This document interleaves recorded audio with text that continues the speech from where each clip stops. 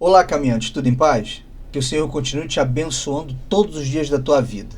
Eu vim aqui muito rapidamente para te fazer um convite. Se esse conteúdo tem te abençoado de alguma maneira, eu te convido a se inscrever no canal. Comenta o que você não gostou, não somente neste canal, mas em todos os canais que você assiste e até os que já é inscrito. Todo o conteúdo que você assiste em relação a Deus, ao reino, ao Senhor Jesus, a tua própria vida, tem sofrido pelos algoritmos das plataformas grande shadow ban, não divulgação de conteúdo. Claro, já está escrito, a gente sabe disso. O que a gente pode fazer é minimizar os danos, diminuir o impacto negativo. Conto com você para isso. Um abraço e o Senhor continue te abençoando todos os dias da tua vida. Aproveita o vídeo.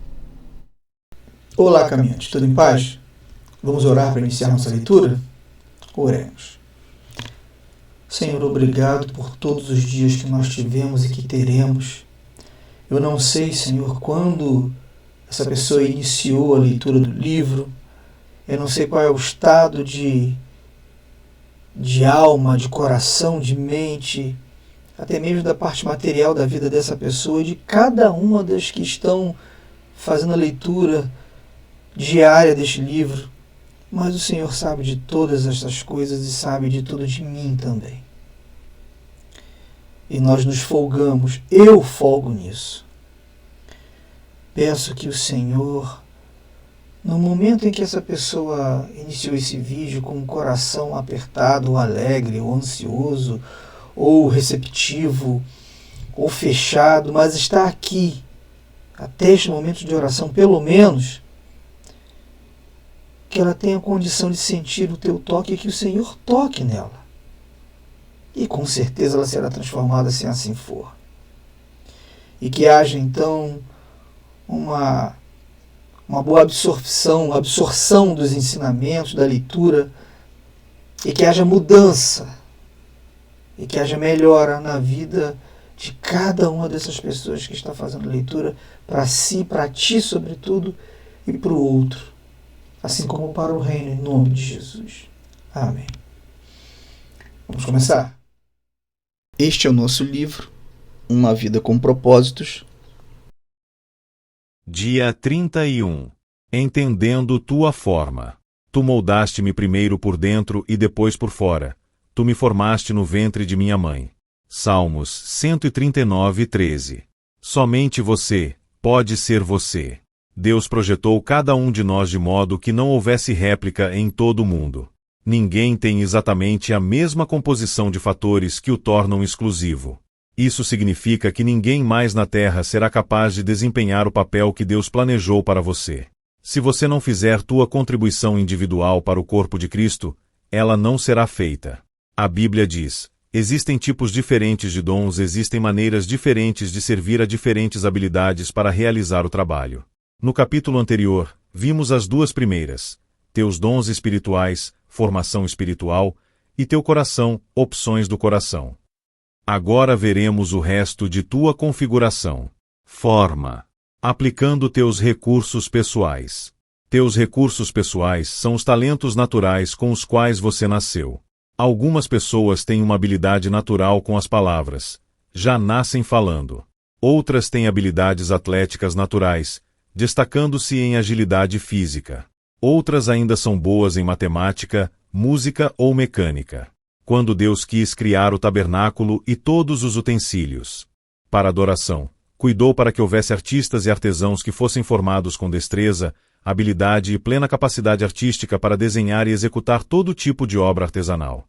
Hoje em dia, Deus ainda concede essas habilidades, bem como milhares de outras, para que as pessoas possam servi-lo.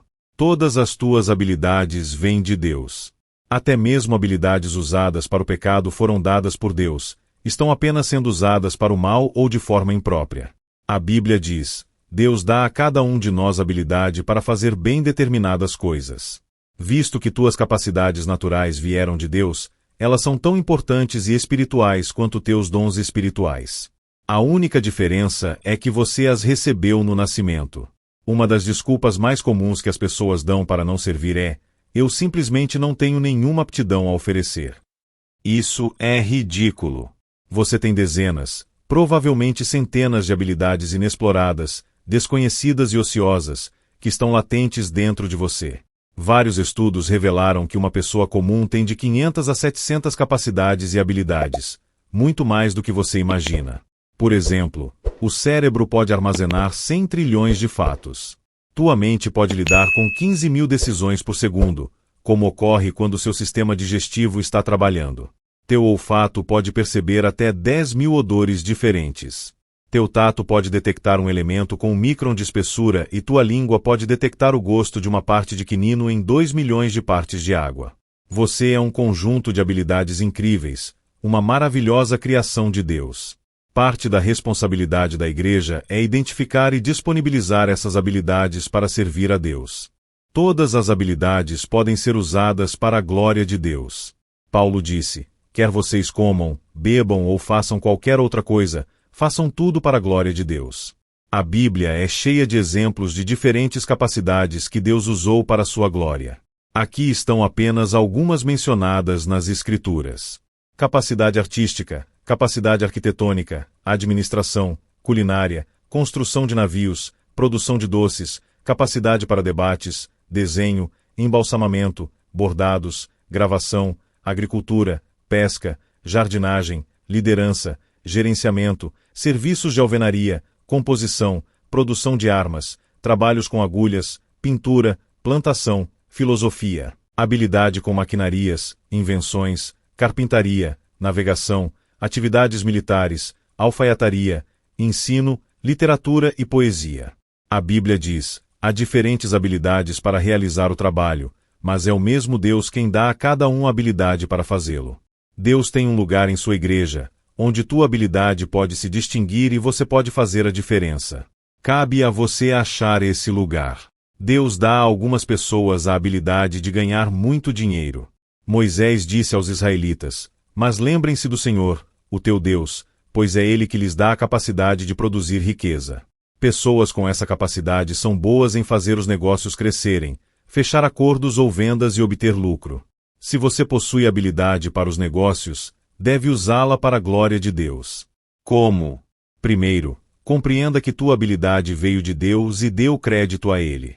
Segundo, use tua empresa ou negócio para auxiliar na necessidade dos outros e partilhe tua fé com os que não creem. Terceiro, devolva ao menos o dízimo, 10% do lucro para Deus, como ato de adoração.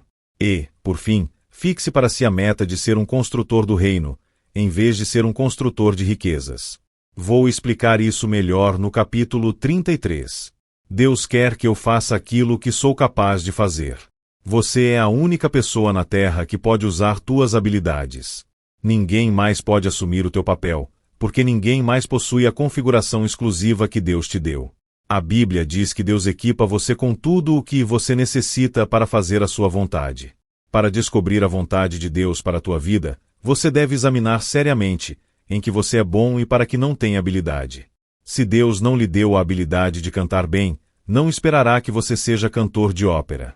Deus jamais te pedirá que dedique a vida a uma tarefa para a qual você não tem talento. No entanto, as habilidades que você efetivamente tem são um forte indício do que Deus quer que você faça com tua vida. São pistas para que você conheça a vontade de Deus para você.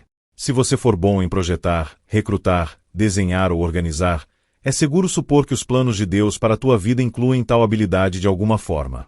Deus não desperdiça habilidades. Ele combina nosso chamado com nossas habilidades. Tuas habilidades não foram concedidas apenas para que você ganhe a vida. Deus as concedeu para que você exerça teu ministério. Pedro disse: Deus deu a cada um de vocês algumas capacidades especiais. Estejam certos de as estarem utilizando para se ajudarem mutuamente, transmitindo aos outros as muitas espécies de bênçãos de Deus.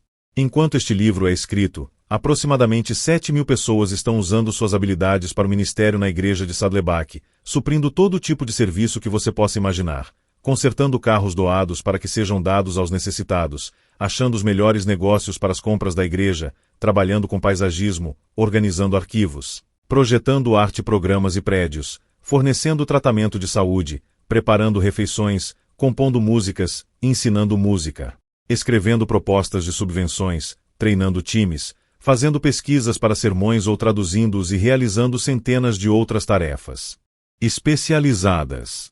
Dizemos aos novos membros: não importa no que você é bom, Seja o que for, você deve estar fazendo para a tua igreja. Forma, usando seu modo de ser. Não nos damos conta de como cada um de nós é verdadeiramente único. As moléculas de DNA podem se reunir em um número infinito de formas. A possibilidade de você algum dia vir a encontrar alguém exatamente igual a você é de 1 para 10 elevado a 2 bilhões e quadringentésima milionésima potência. Se você fosse escrever esse número com cada zero da espessura de uma polegada, seria necessário uma tira de papel com 60 mil quilômetros. Para que você coloque isso em perspectiva, alguns cientistas acreditam que o número de todas as partículas do universo não passa de 10 seguido de 76 zeros, um número muito menor que as possibilidades de teu DNA. Tua singularidade é um fato científico da vida. Quando Deus o fez, ele quebrou a forma. Nunca houve nem haverá alguém exatamente igual a você. É óbvio que Deus aprecia a diversidade, basta olhar à volta. Ele criou cada um de nós com uma combinação exclusiva de traços de personalidade. Deus fez os introvertidos e os extrovertidos. Fez as pessoas que gostam de rotina e as que gostam de variar. Fez algumas pessoas racionais e outras emocionais. Algumas pessoas trabalham melhor em tarefas individuais, enquanto outras trabalham melhor em equipe. A Bíblia diz: Deus age por intermédio de homens e maneiras diferentes, mas é o mesmo Deus que atinge seus propósitos mediante todos eles. A Bíblia nos dá um monte de provas de que Deus usa todos os tipos de personalidades. Pedro era sanguíneo. Paulo era colérico. Jeremias era melancólico. Quando você vê as diferenças de personalidade entre os 12 discípulos, fica fácil entender porque algumas vezes houve conflitos interpessoais. Não existe temperamento certo ou errado para o ministério. Todos os tipos de personalidades são necessárias para equilibrar a igreja e te dar sabor. O mundo seria um lugar muito chato se fôssemos todos apenas baunilha. Felizmente, as pessoas vêm em mais de 31 sabores. Teu modo de ser ou personalidade afetará como e onde você usará tuas habilidades e dons espirituais. Por exemplo, 2 pessoas podem ter o dom de evangelização, mas, se uma é introvertida e a outra é extrovertida, esse dom será expresso de formas distintas. Marceneiros sabem que é mais fácil trabalhar no sentido das fibras da madeira do que de modo perpendicular a elas. Do mesmo modo, quando você é forçado a ministrar de forma contrária ao teu temperamento, cria-se tensão e desconforto, exigem-se quantidades extras de esforço e energia e os melhores resultados não são atingidos. É por isso que copiar o ministério de outra pessoa nunca funciona. Você não detém a personalidade da outra pessoa. Além do mais, Deus o fez para ser você. Você pode aprender a partir do exemplo de outras pessoas, mas deve filtrar o que aprende através de tua própria forma. Hoje em dia existem muitos livros e ferramentas que podem ajudá-lo a compreender tua personalidade, para que você possa determinar como usá-la para Deus. Como vidro colorido, nossas diferentes personalidades refletem a luz de Deus em muitas cores e padrões. Isso abençoa a família de Deus com intensidade e variedade, e também nos abençoa pessoalmente. É agradável fazer aquilo para o que Deus o preparou. Quando você ministra de forma coerente com a personalidade que Deus te deu, sente-se realizado, satisfeito e produtivo. Forma. Utilizando tuas áreas de experiência, você foi formado pelas experiências que teve na vida. Estando a maioria delas além de teu controle. Deus as permitiu para o seu propósito na tua formação. Ao determinar tua forma para servir a Deus, você deve examinar ao menos 6 tipos ou áreas de experiências de seu passado. Experiências familiares. O que você aprendeu sendo criado por tua família?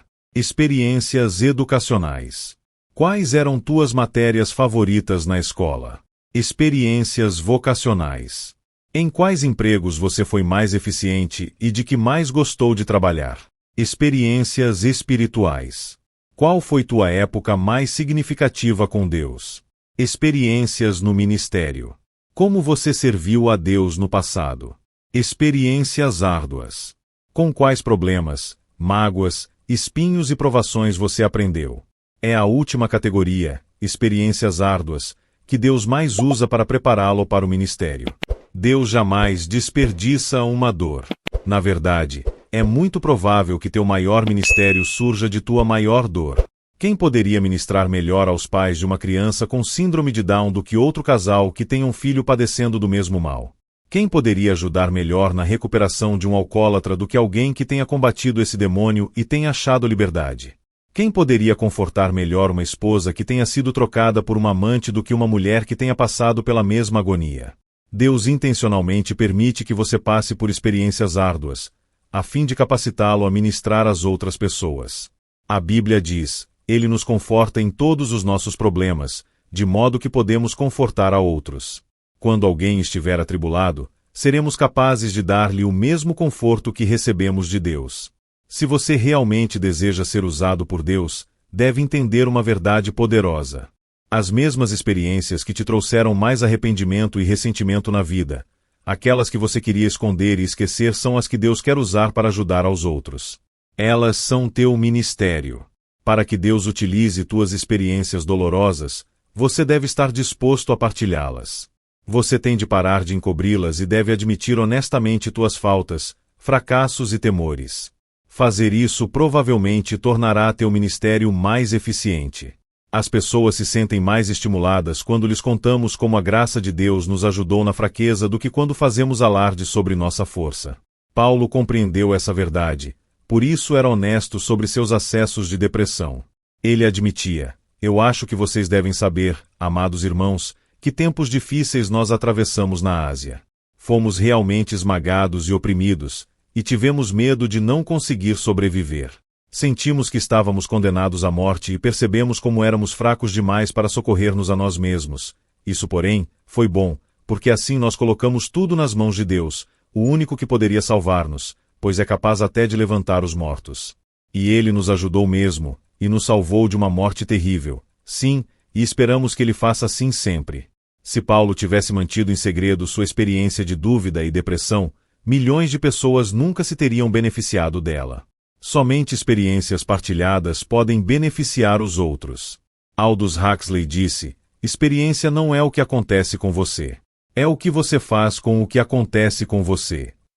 O que você fará com o que você tem passado? Não desperdice tua dor.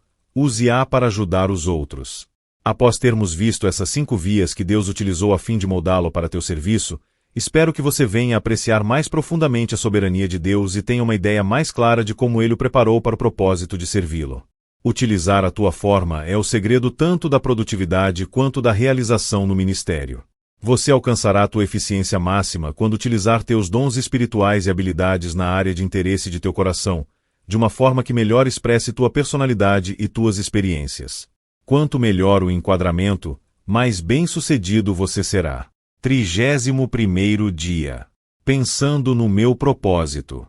Um tema para reflexão: ninguém mais pode ser eu. Um versículo para memorizar. Deus deu a cada um de vocês algumas capacidades especiais. Estejam certos de as estarem utilizando para se ajudarem mutuamente, transmitindo aos outros as muitas espécies de bênçãos de Deus. 1 Pedro 4:10. Uma pergunta para meditar. Que capacidade dada por Deus ou experiência pessoal posso oferecer à minha igreja? 1 Pedro 4:10. Cada um, administre aos outros o dom como recebeu, como bons dispenseiros da multiforme graça de Deus. Bem, caminhante, não tem mais nada a ser dito senão orar e que o Espírito complete a obra que Ele começou hoje no teu e no meu coração. Oremos.